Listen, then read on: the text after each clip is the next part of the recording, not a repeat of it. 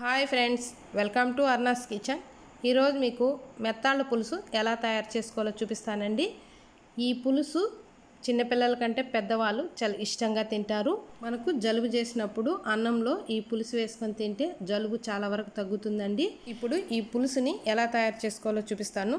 ముందుగా 1 కప్పు మెత్తాళ్ళు తీసుకున్నాను. మెత్తాళ్ళు అంటే చిన్న చేపల్ని బాగా ఎండపెట్టి మార్కెట్లో అమ్ముతారండి. ఇలాగే రకరకాల చేపలు అమ్ముతూ ఉంటారండి. వీటిల్లో పాల మెత్తాళ్ళు, ఇసుక మెత్తాళ్ళు అని కూడా చాలా రకాలు ఉంటాయి.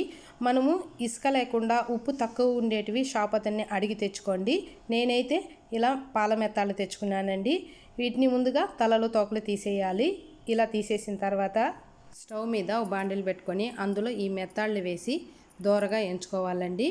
ఎందుకంటే ఈ చేపల్లో మనకు ఇసుక ఎక్కువగా ఉంటుందండి. కాబట్టి ఇలా ఏంచడం వల్ల ఈ చేపల్లో దాదాపు సగం వరకు ఇసుక పోతుంది. ఇలా వేయించుకున్న తర్వాత ఈ చేపలన్నిటినీ ఒక బౌల్లోకి తీసుకోవాలి. ఇలా బౌల్లోకి తీసుకొని శుభ్రంగా 2-3 సార్లు కడుక్కోవాలండి. ఇలా కడగడం వల్ల ఈ చేపల్లో ఎక్కడైనా ఇసుక ఉంటే అది కూడా పోతుంది. ఒకవేళ ఈ చేపల్లో ఇసుక మరీ ఎక్కువగా ఉంటే వేయించినప్పుడు చాట్లా వేసి చెరిగామంటే దాదాపు 1/4 భాగం ఇసుక పోతుందండి. తర్వాత ఇలా వాటర్లో వేసి శుభ్రంగా కడుక్కున్నారంటే మిగతాది కూడా పోతుంది. కొన్ని చేపలు అయితే ఉప్పుగుంటాయండి. అలాంటి చేపల్ని చేపలు తెల్లగొచ్చేంత వరకు కడుక్కోవాలి. అంటే ఆ చేపల మీద ఉండే తెలుపు అంతా పోయేంత వరకు కడిగామంటే అందులో ఉండే ఉప్పు అంతా పోతుంది. కాబట్టి ఇలా కడుక్కోవాలి. ఇలా కడిగిన తర్వాత చేపల్లో నీళ్లు లేకుండా ఇలా గట్టిగా పిండి ఒక ప్లేట్లోకి తీసుకొని పక్కన పెట్టుకోవాలి. ఇప్పుడు ఒక ఉల్లిపాయ తీసుకొని కొంచెం పెద్ద పెద్ద ముక్కలుగా కట్ చేసుకోవాలండి. ఉల్లిపాయ ముక్కలు కొంచెం పెద్ద పెద్ద ముక్కలు అయితే పులుసులకి చాలా బాగుంటుందండి. కాబట్టి ఉల్లిపాయలు కొంచెం పెద్ద పెద్ద ముక్కలుగా కట్ చేసుకోవాలండి.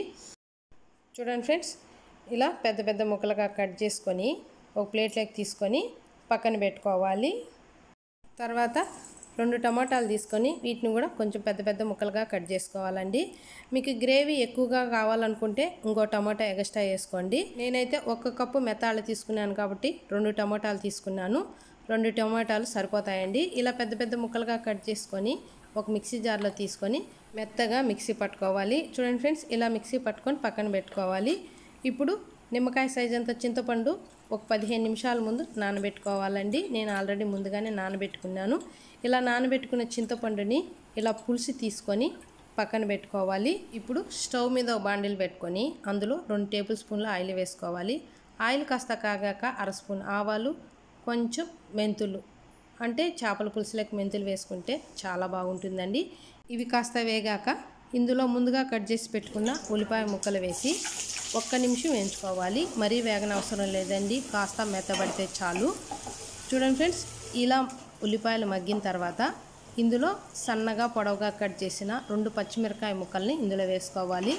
ఇలా పచ్చిమిరకాయ ముక్కలు వేసి మళ్ళీ 1 నిమిషం వేయించుకోవాలండి. ఇలా వేగిన తర్వాత ఇందులో ముందుగా మిక్సీ పట్టుకున్న ఈ టమాటా గుజ్జు ఇందులో వేసుకోవాలండి. ఇలా టమాటా గుజ్జు వేసిన తర్వాత ఇందులో 1/2 స్పూన్ పసుపు, 2 స్పూన్లు కారం, అంటే మీరు కారం తక్కువ తినే వాళ్ళైతే కొంచెం తగ్గించుకోండి. ఇది పులుసు కాబట్టి కొంచెం కారం ఎక్కువగానే పడుతుంది. ఇలా అన్నీ వేసిన తర్వాత మొత్తం ఒకసారి కలుపుకోవాలండి. ఇలా కలిపి మూత పెట్టి మధ్య మధ్యలో కలుపుతూ ఈ టమాటా గుజ్జులోంచి ఆయిల్ బయటకు వచ్చేంత వరకు ఎంచుకోవాలి. చూడండి ఫ్రెండ్స్, ఈ టమాటా గుజ్జు బాగా వేగిపోయిందండి. ఇందులోంచి ఆయిల్ కూడా ఇలా బయటకు వచ్చేసింది. ఇప్పుడు ఇందులో ముందుగా మనం తీసి పెట్టుకున్న చింతపండు పులుసు పోసుకోవాలి. ఇలా చింతపండు పులుసు అంతా పోసిన తర్వాత ఇందులో కొంచెం ఉప్పు వేస్తున్నానండి. ఎందుకంటే నేను తీసుకున్న మెత్తాళ్ళు ఉప్పు మెత్తాళ్ళు కాబట్టి నేను కొంచెమే వేస్తున్నాను. మీరు తీసుకున్న మెత్తాళ్ళు ఉప్పు లేనేటివైతే ఉప్పు కరెక్ట్గా వేసుకోండి. ఇప్పుడు కొంచెం కరివేపాకు వేసి మొత్తం ఒకసారి కలిపి మూత పెట్టి ఈ పులుసుని బాగా తెల్లనివ్వాలండి. చూడండి ఫ్రెండ్స్, పులుసు బాగా తెలుతుంది. ఇప్పుడు ఇందులో ముందుగా మనం కడిగి పెట్టుకున్న మెత్తాళ్ళు వేసి అంతా ఒకసారి కలిపి మూత పెట్టి ఈ పులుసు కాస్త చిక్కబడేంత వరకు ఉడికించుకోవాలి. మరీ చిక్కబడకూడదండి, కొంచెం పులుసు పులుసుగానే ఉండేంత వరకు ఉడికించుకోవాలి. చూడండి ఫ్రెండ్స్, పులుసు ఇలా ఉండాలండి, మరీ చిక్కబడకూడదు. కొంచెం ఇలా పులుసు ఉండాలండి. ఎందుకంటే ఇందులో చేపల కూరలు వేసే పొడి వేస్తాం కాబట్టి చిక్కబడిపోతుంది. ఇప్పుడు 2 స్పూన్లు చేపల కూరలో వేసే పొడి వేసుకోవాలండి.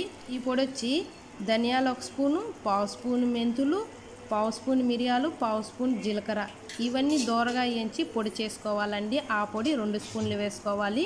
ఈ పొడి ఆల్రెడీ నేను వీడియో చేసి మన ఛానల్లో పెట్టున్నానండి.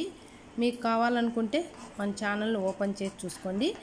ఇప్పుడు ఈ పొడి వేసిన తర్వాత మొత్తం ఒకసారి కలిపి 1 నిమిషం ఈ పులుసుని ఉడికించుకోవాలి.